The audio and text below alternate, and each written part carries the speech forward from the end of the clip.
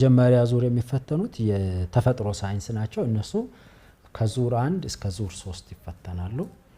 ሁለተኛው ቀጥሎ የሚፈተኑት ማህበራዊ ሳይንስ ናቸው። እነሱ ደግሞ ከዙር 4 እስከ 6 ድረስ ባለው ይፈተናሉ። ዙሩን የምናበዛው በኦንላይን ያለንን ውስን ኮምፒውተር ለብዙ ተማሪዎች ለመጠቀም ከዚህም በኋላ ደግሞ 12ኛ ክፍል ፈተና ተማሪዎችን አንድ ቀን ብቻ ፈተና ማድረግም ፌር አይደለም ብለን ስለምናስብ የመጀመሪያ ዙር ላይ ያመለጠው 3 ቀን ውስጥ ያመለጠው ልጅ ቀጣይ 3 ቀን ውስጥ መጥቶ እንዲፈተን እድል እንሰጥ። ያ ማለት ግን ምን ማለት መሰለሽ ከአቅም በላይ የሆነ ነገር ቢገጥመው ልጁ ተረብሿል እንኳን ፈተና ለምንም ነገር አእምሮ ዝግጁ በማይሆንበት ውስጥ መሆኑን ስናረጋግጥ ለነዚህ ልጆች እድል መስጠት ሎጂካል ነው፣ ተገቢ ነው፣ ፌር ነው ብለን እናስባለን። እኛ የምንመዝነው MLC ሚኒመም ለርኒንግ ኮምፒተንሲ ወይም አጥጋቢ የመማር ብቃት ተብሎ የተለዩ አሉ በየትምህርቱ። ሶስቱንም ዙር የምንመዝነው ለርኒንግ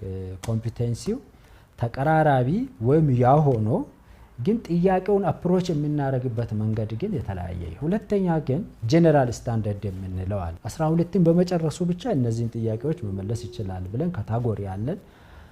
ሁለተኛ ደግሞ የተወሰነ የተዘጋጀ ተማሪ ያነበበ ተማሪ ይመልሳል ብለን ደግሞ የምናዘጋጀዋለን። እነዚህ አንድ ላይ ሲደመሩ 80% ጥያቄውን ይዛሉ። ቀጥሎ ጎበዝ ተማሪዎችን ሊያፎካክር ሊያበረታታ የሚችል ተብሎ ደግሞ 20% አለ። ይሄ ስታንዳርድ አይቀየርም። ቋርጦ ሲመለስ ደግሞ ለነዛ ልጆች ሁለት ስራዎችን እንሰራለን። አንዱ የባከነባቸውን ሰዓት ኤግዛክትሊ እንጨምራለን። ሁለተኛው ደግሞ ትራንዚሽን ላይ ያለውን ሰዓት እንጨምራለን። ለዚህ ለፈተና አስተዳደሩ የሄዱ ልጆች ደግሞ ስነ ልቦና ትሪትሜንቶችን እያደረጉ ልጆቹ ወደ ሌላ ስትሬስ እንዳይገቡ የሚያደርጉት ነገር አለ ማለት ነው። ልጆቹን በስነ ልቦና እና በይዘት ማዘጋጀት የትምህርት ቤቱ ተግባርና ኃላፊነት ነው። የኛ ሚና ያለን ከኛ በኩል ለዛ ስራ የሚያግዛቸውን መረጃ ነው የምንሰጠው። ከኛ በኩል ማገዝ ያለብን ለምሳሌ ፈተናውን ለፈተና ልምምድ እንዲያግዝ ፈተናውን አዘጋጅተን እንሰጣለን፣ መለማመጃውን እንሰጣለን፣ ተጨማሪ ፕሮግራሞችን እናግዛለን። ዲቴል ደግሞ የተወሰኑ መረጃዎችን ሲፈልጉ እናደርጋለን። ሁሉም ሰብጀክቶች አሉ ለረጅም ጊዜ ተለቀዋል። ልጆች መለማመድ አለባቸው።